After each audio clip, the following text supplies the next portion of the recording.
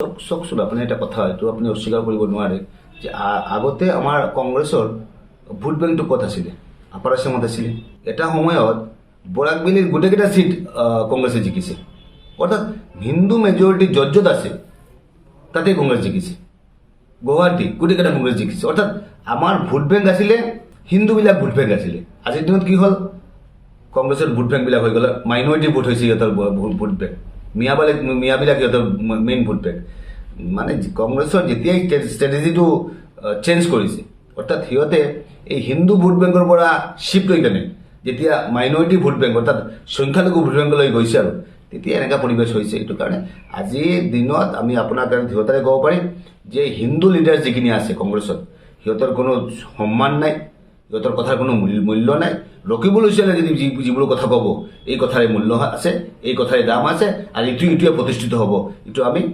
দেখ আজিৰ দিনত যিটো প্ৰমাণ এই আজিৰ দিনত যিটো বাতাবৰণ এইটোৱে প্ৰমাণ কৰে সংখ্যালঘু মানুহ মিয়া মানুহক তোষামোদ কৰিব লাগে আৰু তাৰ কাৰণে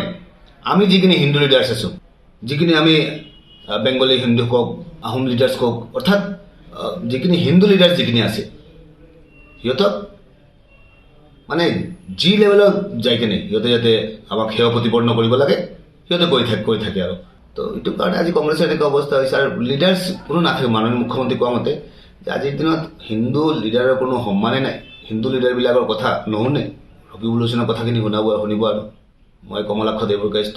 মোৰ কথাখিনি কিয় শুনিব আৰু প্ৰদ্যুৎ বৰদলৈ ডাঙৰীয়া তোৰ কথাখিনি কিয় শুনিব আৰু সেইটো কাৰণে কংগ্ৰেছৰ এনে অৱস্থা হৈছে আৰু কংগ্ৰেছৰ অৱস্থাটো আৰু ভয়ংকৰ হ'ব আৰু মই ভাবোঁ যে এইবাৰ আপুনি চাব অসমৰ ইতিহাসত যিমান দিনলৈ ইলেকশ্যন হৈছে আটাইতকৈ যদি বেয়া ৰিজাল্ট হয় আৰু মই আগতে কৈছোঁ আৰু যে গৌৰৱ গগৈ এনেকুৱা এজন লিডাৰ তেওঁ মানে এটা লেভেললৈ যাব পাৰে তললৈ আহিব নোৱাৰে ৰাজনীতি কৰিব লগা হয় যদিও মই ওপৰতো যাব লাগিব তললৈ আহিব লাগিব তললৈ সিহঁতে এতিয়া তেওঁৰ কোনো সম্পৰ্ক নাই এইটো কাৰণে কংগ্ৰেছৰ ভয়ানক অৱস্থা হৈছে আৰু কংগ্ৰেছ কিমান দিন থাকিব এইটোৱে কথা আৰু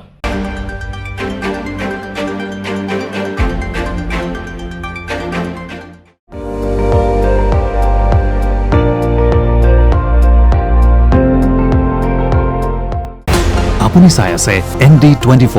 সৰ্বশ্ৰেষ্ঠ নহয় সৰ্বোত্তমৰ দৌৰ